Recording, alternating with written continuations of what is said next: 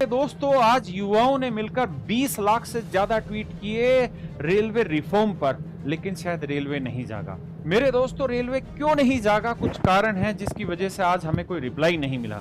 मेरे दोस्तों, सबसे पहला कारण तो ये है कि सारे बच्चे एक साथ अभी भी नहीं आए हैं। हमारी ताकत बहुत बड़ी है, ये वक्त है पूरी ताकत दिखाने का। दूसरा, मेरे बच्चे, जो लोग रेस्पॉन्सिबल हैं समाज में आवाज उठाने के, आज मैं उनसे भी बात करना चाहता हूं। मेरे दोस्तों, चाहे मीडिया हो, चाहे अपोजिशन हो, चाहे सरकार के लोग हों, या मेरे बच्चे बुद्धिजीवी लोग, मैं आज इन चारों ही वर्गों से बात कर रहा हूं। ये लड़ाई केवल इन बच्चों की नहीं है, बल्कि इस पूरे देश के हर एक युवा की। मेरे दोस्तों, सबसे पहले बात करते हैं विपक्ष की। एक अच्छा विपक्ष क्या होता है? विपक्ष की मुख्य भूमिका होती है कि जिस आवाज को सरकार नहीं सुन रही है या नहीं सुन पा रही है, उस आवाज को इतनी बुलंदी से सरकार तक पहुंचाया जाए कि सरकार के कान खड़े हों और सरकार उस बात को सुने। मेरे दोस्तों, आप ये बात हमेशा ध्यान रखिएगा कि देश केवल भारत यात्राओं से नहीं जुड़ेगा, देश जुड़ेगा युवाओं के सपनों को साकार करने से। और पूरा देश का जो युवा है इस समय रेलवे रिफॉर्म को लेकर बात कर रहा है। लेकिन मैं शर्तिया इस बात को कह सकता हूं कि कुछ ही गिने चुने नेता होंगे जिनको ये पता होगा कि भारत में ये रिफॉर्म को लेकर युवा जागृत है और आवाज उठा रहा है रेलवे रिफॉर्म, जबकि अनेकों ऐसे नेता हैं जिनको ये तक नहीं पता होगा कि रेलवे में क्या रिफॉर्म हम मांग रहे हैं। दूसरे नंबर पे मेरे दोस्तों, मैं बात करना चाहता हूं देश के बुद्धिजीवियों से। मेरे दोस्तों, मैं एक बात कहना चाहता हूं कि अगर ये बुद्धिजीवी अपनी चर्चाओं में इस विषय को नहीं लेकर आएंगे तो ये देश की बात नहीं बनेगी, ये केवल युवाओं तक बात रह जाएगी। इन 5 साल में 200 रेल एक्सीडेंट हुए हैं, जिनमें 351 लोगों की मौत हुई और हजारों हजार लोग घायल हुए हैं। रेलवे में ये इतने एक्सीडेंट क्यों हो रहे हैं? बार बार मीडिया में और हर तरीके की ये न्यूज़ें आई हैं कि स्टाफ की कमी है, मैन पावर की कमी है। तो उस मैन पावर को भरा कैसे जाएगा? यही तो हम रेल रिफॉर्म में मांग रहे हैं। मेरे दोस्तों, हम कुल मिला के 5 मांग रहे हैं। पहली, कि रेलवे एनुअल कैलेंडर जारी करे। दूसरा, रेलवे ग्रुप डी की वैकेंसी इंक्रीज की जाए। तीसरा, वेटिंग लिस्ट लाई जाए। चौथा, मेरे बच्चे, जो एग्जाम सेंटर है वो 200 किलोमीटर के दायरे में आए। और पांचवा, जितने भी धांधली के आरोप हैं इस पे रेलवे स्पष्ट रूप से स्पष्टीकरण दे। अब आप बताइए, इनमें से कौन सी ऐसी मांग लगती है जो अपोजिशन को गलत लगती है या बुद्धिजीवियों को गलत लगती है, ताकि मैं समझा पाऊं उन्हें। मेरे दोस्तों, हम यही मांग तो उठा रहे हैं, इसी के लिए तो 20 लाख आज ट्वीट किए गए हैं। लेकिन हमारी आवाज उस जगह तक नहीं पहुंची जहां पहुंचनी चाहिए। और इसमें अगर किसी का सबसे बड़ा रोल है तो वो है मीडिया, जो भारत में चौथा स्तंभ बना फिरता है। मेरे दोस्तों, भारत में 2014 से पहले इंडियन मीडिया की जो रैंकिंग थी वो अंडर 100 थी, लेकिन अब यही रैंकिंग 161 पहुंच गई है। इसका कारण कुछ और नहीं है, सीधा सीधा एक कारण है। पूरे दिन ये जुबा केसरी तो दिखा सकते हैं, लेकिन ये एक भी बार बच्चों की आवाज नहीं उठा सकते। मैं स्पष्ट रूप से कह रहा हूं कि हमारी मीडिया ना जवान की बात करती, ना नौजवान की बात करती, ना किसान की बात करती। हमारी मीडिया बात करती है किस चीज के ऊपर? अगर कहीं छोटा सा जातिगत दंगा हो गया तो पूरे दिन मीडिया उसी में लगी रहेगी। अगर कहीं धार्मिक दंगा हो गया, पूरे दिन मीडिया उसमें लगी रहेगी।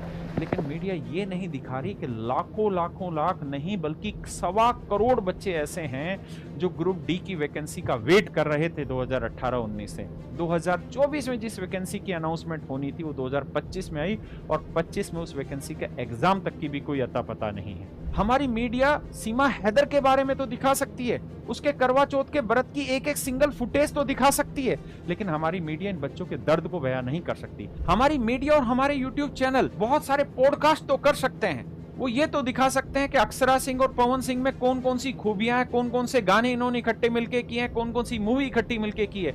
लेकिन वो ये नहीं बता सकते कि रेलवे रिफॉर्म की मांगे क्या है। रेलवे की जब एक बच्चा तैयारी करता है तो वो क्या आपसे मांग करता है, क्या वो चाहता है, आप इतनी बेसिक डिटेल नहीं बता सकते तो फिर कैसे ये देश का चौथा स्तंभ आपको कहा जाए? और आप शर्म करिए, कैसे आप बोतल बाबा के ऊपर 1-1 घंटे का शो बना सकते हैं। लेकिन रेलवे ने इन बच्चों की जिंदगी झंड कर दी, इनको बोतल में बंद करके और ऊपर से ढक्कन बंद कर दिया। इनका सांस लेना भारी है, आप इस चीज को नहीं दिखा सकते। आप बच्चों के दर्द को शायद महसूस ही नहीं कर रहे, और जब तक आप महसूस नहीं करेंगे तब तक आपको एहसास नहीं होगा आप कितना बड़ा गुनाह कर रहे हैं। आप 1-1 घंटे के लिए शो चला सकते हैं कि खान सर का धर्म क्या है, उनका असली नाम क्या है, लेकिन आप ये चीज नहीं कर सकते कि खान सर के पास पढ़ने वाले बच्चों का दर्द क्या है। और जो चट्टन टॉप टाइप के यूट्यूब चैनल हैं, ये कुछ पैसे के लिए टीचरों के पॉडकास्ट कर लेंगे, उनकी क्लासों में आके सब ड्रामा कर लेंगे, लेकिन बच्चों के दर्द की अगर आवाज उठानी हो तो आवाज नहीं उठाएंगे। मेरे दोस्तों, ये वक्त है ऐसे सारे मीडिया न्यूज चैनलों तक अपनी बात पहुंचाने का। अगर अब ये हमारे लिए खड़े नहीं होंगे तो हम भी इनके दर्शक नहीं बने रहेंगे। क्योंकि ये जितने यूट्यूब चैनल है, जितने न्यूज चैनल हैं, इनको मैक्सिमम स्टूडेंट ही देखता है। अगर आज ये हमारे हक की लड़ाई नहीं लड़ेंगे, अगर हमारी आवाज नहीं उठाएंगे, तो हम भी इनके साथ नहीं होंगे।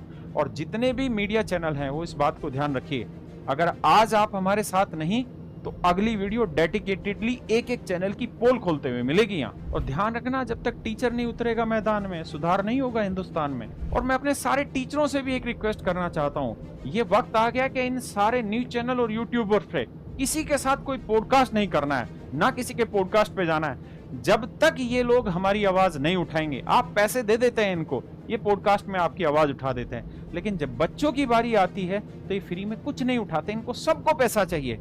तो अब जरूरत है तो पूरे हिंदुस्तान के शिक्षक समाज को एक साथ आने की जरूरत है, तो ये कि या तो ये साथ आए या फिर ये बिल्कुल दूर रहें। और मेरे दोस्तों, मेरे बच्चों, मैं आपसे भी यही कहना चाहता हूँ, लड़ाई आपकी है।